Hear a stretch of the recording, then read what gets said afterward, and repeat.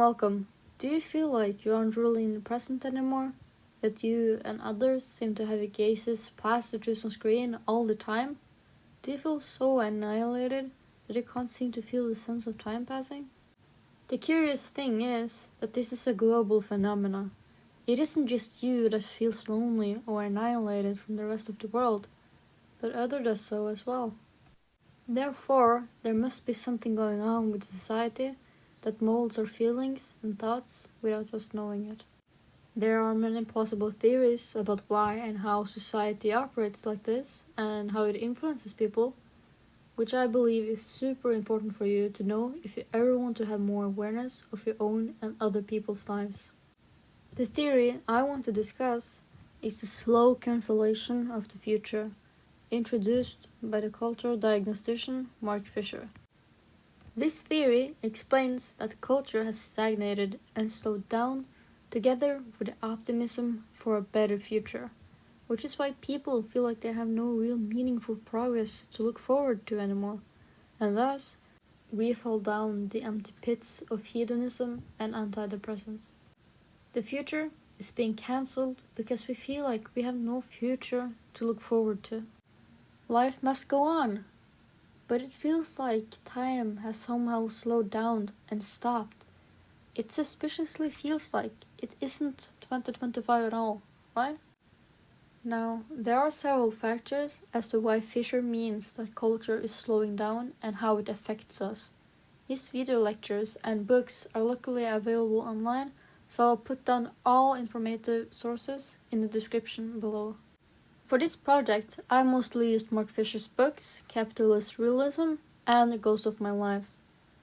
And I hope that after this video or video series, that you will have learned something crucial that you can use in order to live more aware of the world around you.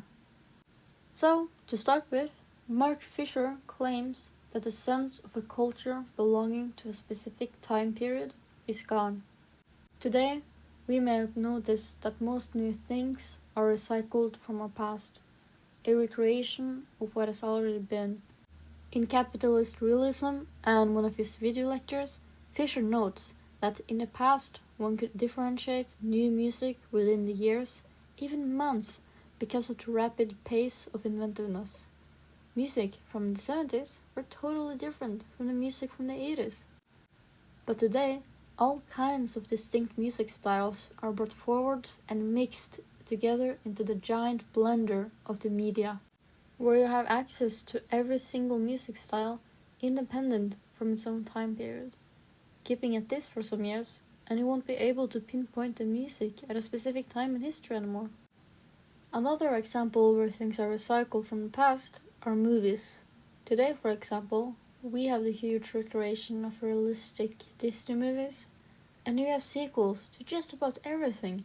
Sequels, well, sure, they can be good and intentional, but there has been an ongoing trend where franchises decide to play it safe and make sequels out of previously popular movies just for the extra cash. This is just some examples as to why we have been witnessing a slowing down of culture. Because corporations choose to do less effort for more money. This is some modern examples as to why we have been witnessing a slowing down of culture. So much so, in fact, that things that were in the past seems to get thrown into the present. Grandpa's old clothes aren't just seen as old and trendy, but vintage and retro. And seriously, have you noticed some of the most popular aesthetics are vintage and academia and Y2K? Old aesthetics that romanticize the past.